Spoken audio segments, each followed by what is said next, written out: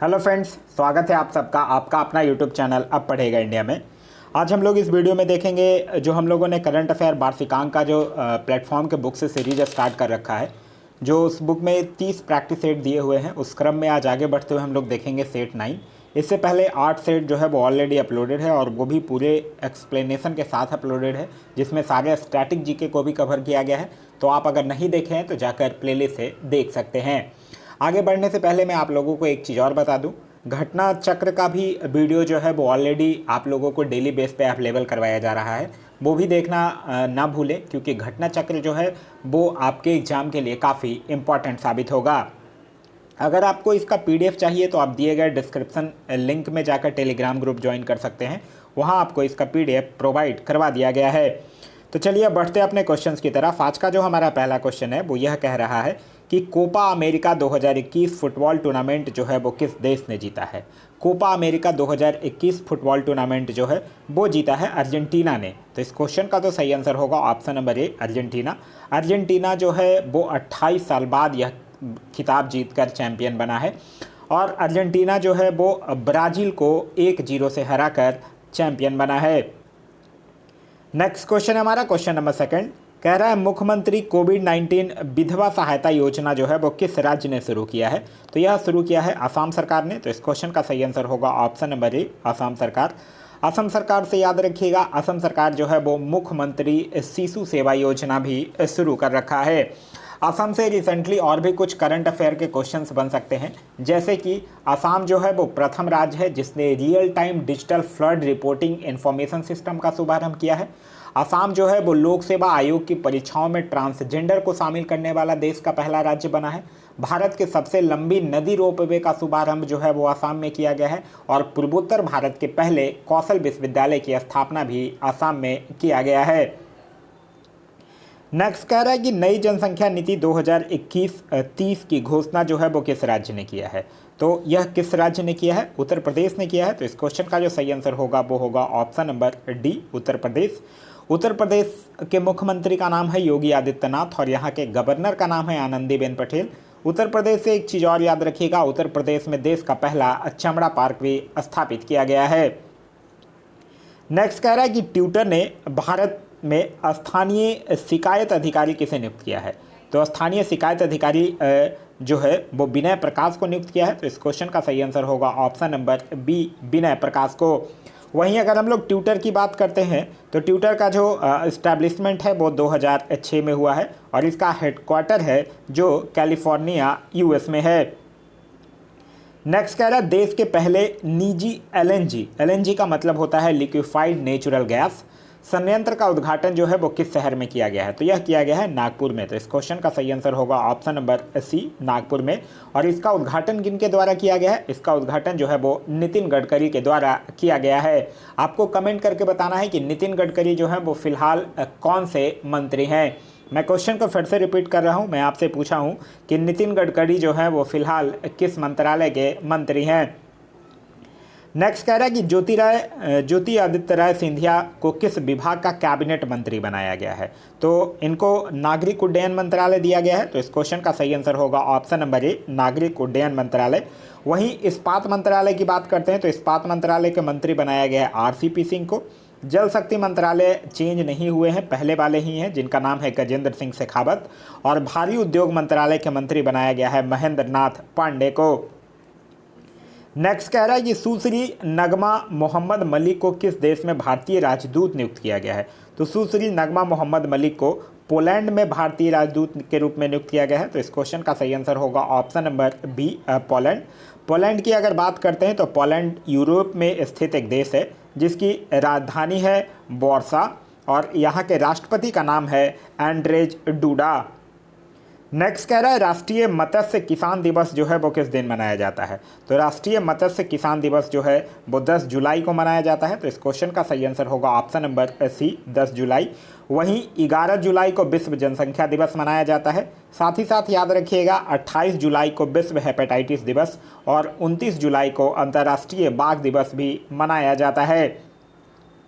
Next कह रहा है कि आईसीसी के सीईओ कौन थे जिन्हें उनके पद से हटा दिया गया है। तो वो कौन थे? मनु साहनी। तो इस क्वेश्चन का सही आंसर होगा option number A, Manu Sahni जो थे आईसीसी के सीईओ थे। वहीं आईसीसी की अगर हम लोग बात करते हैं, मतलब इंटरनेशनल क्रिकेट काउंसिल की बात करते हैं, तो यह इनके चेयरमैन का नाम है ग्रेग बार्कले। आईसीसी की स्थापना जो है वो 1909 में हुई थी और इसका हेडक्वार्टर जो है वो दुबई में स्थित है। नेक्स्ट कह रहा है राज्य और राज्यपाल के युग में से कौन सुमेलित नहीं है, यह पूछ रहा है। मिजोरम। हरिबाबू कंभमपति ये सुमेलित है और मिजोरम के मुख्यमंत्री का नाम है जोरमथंगा। त्रिपुरा सत्यदेव नारायण आर सुमेलित है और मुख्यमंत्री का नाम है बिप्लब देव। उत्तराखंड बेबी रानी मौर्य सुमेलित है और मुख्यमंत्री का नाम है पुष्कर सिंह धामी। याद रखिएगा ये रिसेंटली बने हैं, पुष्कर सिंह धामी। वहीं हिमाचल प्रदेश थावरचंद गहलोत, ये गलत है क्योंकि थावरचंद गहलोत जो है वो कर्नाटक के राज्यपाल हैं। ठीक है, हिमाचल प्रदेश के राज्यपाल की बात करते हैं तो उनका नाम है राजेंद्र विश्वनाथ आर्लंकर और हिमाचल प्रदेश के मुख्यमंत्री का नाम है जयराम ठाकुर। नेक्स्ट कह रहा है कि जून 2021 में भारत की ओर से किसने संयुक्त राष्ट्र महासभा के 75वें सत्र को वर्चुअली संबोधित किया है? तो यह किसने किया है? डॉक्टर हर्षवर्धन ने। तो इस क्वेश्चन का सही आंसर होगा option number C, doctor Harshvardhan ने। वहीं अगर हम लोग संयुक्त राष्ट्र संघ यानी कि यूएनओ की बात करते हैं तो यूएनए का गठन जो है वो 1945 में हुआ है। हेडक्वार्टर जो है वो न्यूयॉर्क में स्थित है। टोटल मेंबर कंट्री हैं 193 और 193वां जो कंट्री है उसका नाम है दक्षिण सूडान और यूएनए के जो अभी हेड हैं उनका नाम है एंटीनो गुटेरस। नेक्स्ट कह रहा है मई 2021 में ईरान द्वारा अनावरण किए गए सुपर कंप्यूटर का नाम क्या रखा गया है? तो उसका नाम रखा गया है सिमोर्ग। तो इस क्वेश्चन का सही आंसर होगा ऑप्शन नंबर बी। वहीं ईरान की अगर बात करते हैं तो ईरान की कैपिटल है तेहरान। यहाँ के संसद को बोला जाता है मजलिस और यहाँ के राष्ट्रपति का नाम है इब्राहिम राइसी। नेक्स्ट है हमारा कि द लिविंग माउंटेन नामक पुस्तक के लेखक कौन है? तो द लिविंग माउंटेन नामक पुस्तक के लेखक हैं अमिताभ घोष। तो इस क्वेश्चन का सही आंसर होगा वो होगा option number C, Amitav Ghosh. The living mountain जो है वो एक काल्पनिक कहानी पे बेस्ड है ये पुस्तक और इस कहानी में इंसानों ने प्रकृति को किस तरह से शोषण किया है उसी को उजागर करने की कोशिश अमिताभ घोष के द्वारा किया गया है। नेक्स्ट कह रहा है कि कौन सा राज्य जो है वो सबसे अधिक हवाई अड्डों वाला राज्य बना है? तो सबसे अधिक हवाई अड्डे वाला राज्य जो है वो उत्तर प्रदेश बन गया है। वहाँ 5 हवाई अड्डे हो गए हैं। तो इस क्वेश्चन का सही आंसर होगा option number D, Uttar Pradesh. अभी हाल ही में उत्तर प्रदेश के कुशीनगर हवाई अड्डा को अंतर्राष्ट्रीय उड़ान की अनुमति भी मिली है। नेक्स्ट कह रहा है ई संजीवनी पहल जो है वो संबंधित है। तो ई संजीवनी पहल जो है वो टेली मेडिसिन की पहल है। इसमें जनरली डॉक्टरों के द्वारा एक चिकित्सीय परामर्श के लिए यह पहल शुरू की गई थी। तो इस क्वेश्चन का सही आंसर होगा option number B, telemedicine की पहल। नेक्स्ट कह रहा है कि टेस्ला कंपनी ने किस भारतीय शहर में एक अनुसंधान और विकास केंद्र शुरू किया है? तो यह कहाँ किया है? बेंगलुरु में किया है। तो इस क्वेश्चन का सही आंसर होगा ऑप्शन नंबर डी, बेंगलुरु में। वहीं टेस्ला की अगर हम लोग बात करते हैं तो यह जो है वो एक अमेरिकन इलेक्ट्रिक व्हीकल कंपनी है जिसकी स्थापना जो है वो 2003 में। हेडक्वार्टर जो है वो कैलिफोर्निया यूएस में और इसके सीईओ कौन है? सीईओ हैं इलॉन मस्क। नेक्स्ट कह रहा है ग्रीष्मकालीन ओलंपिक खेल 2024 की मेज़बानी कौन करेगा? अभी तो टोक्यो ओलंपिक हुआ ही था तो यहाँ लेकिन आपसे पूछ रहा है कि ग्रीष्मकालीन ओलंपिक 2024 यानी कि जो कि 33वां संस्करण होगा। याद रखिएगा अभी 32वां संस्करण हुआ है, 2024 में 33वां संस्करण होगा जो कि पेरिस में खेला जाएगा। तो इस क्वेश्चन का सही आंसर होगा ऑप्शन नंबर ए।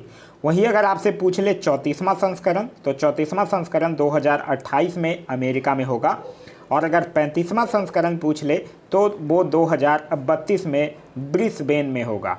क्लियर है? तो 33वां, 34वां, 35वां तीनों याद रखिएगा।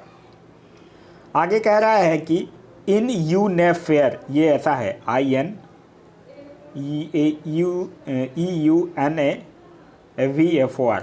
ठीक है। इन यूनेफोर संयुक्त नौसैनिक अभ्यास का आयोजन कहाँ हुआ है? तो ये हुआ है अदन की खाड़ी में। और कौन किया है? यूरोपियन यूनियन और भारत की नौसेना ने। तो इस क्वेश्चन का सही आंसर होगा वो होगा ऑप्शन नंबर ए। नेक्स्ट कह रहा है भारत सरकार ने किस वर्ष तक सड़क दुर्घटना में होने वाली मौतों को 50% तक कम करने का लक्ष्य रखा है? तो यह रखा है 2024 तक। तो इस क्वेश्चन का सही आंसर होगा ऑप्शन नंबर बी, 2024 तक। 2024 तक और भी लक्ष्य कुछ भारत सरकार के द्वारा रखे गए हैं जैसे कि डिजिटल रेडियो लॉन्च करने का लक्ष्य भी 2024 तक रखा गया है। साथ ही साथ हर घर में नल से जल, स्वच्छ जल की आपूर्ति का लक्ष्य भी जो है वो 2024 तक रखा गया है। नेक्स्ट कह रहा है वैश्विक शांति सूचकांक 2021 में कौन सा शीर्ष देश है? तो वो शीर्ष देश कौन है? आइसलैंड है। भारत की अगर रैंकिंग पूछा जाए तो भारत की, इंडिया की जो इसमें रैंकिंग है वो कितना है? 135 है। और जारी किसके द्वारा किया जाता है? Institute for economics and peace के द्वारा यह रिपोर्ट जो है वो जारी किया जाता है। एक चीज़ ध्यान रखिएगा, एक सूचकांक से 3 चीज़ इंपॉर्टेंट होता है। पहले नंबर पे कौन है, भारत का उसमें स्थान कौन है, और जारीकर्ता कौन है। तो वैश्विक शांति सूचकांक 2021 की अगर बात करते हैं तो पहले नंबर पे है आइसलैंड, भारत का उसमें रैंक है 135 और इसको जारी करता है institute for economic and peace के द्वारा। तो यह था हमारा आज का वीडियो। आज का वीडियो आप लोगों को कैसा लगा कमेंट करके ज़रूर बताइएगा। साथ ही साथ इस वीडियो से कुछ सीखने के लिए मिला तो एक लाइक ज़रूर कर दीजिएगा। वीडियो पसंद आया तो अपने दोस्तों के साथ शेयर करना ना भूलें। अभी तक आप इस चैनल पर नए हैं या चैनल को सब्सक्राइब नहीं किए हैं तो चैनल को सब्सक्राइब कर लीजिए और साथ ही साथ बेल आइकन दबा लीजिए ताकि हमारे सारे वीडियो के नोटिफिकेशन आपको मिलते रहें। साथ ही साथ आप लोगों से एक मैं क्वेश्चन पूछा हूँ कि जो देश का पहला LNG संयंत्र था जिसका उद्घाटन जो नागपुर में नितिन गडकरी के द्वारा किया गया था, तो मैं एक क्वेश्चन पूछा हूँ कि नितिन गडकरी फिलहाल किस मंत्री के पद पर कार्यरत हैं? तो यह आपको कमेंट करके बताना है। Thanks for watching.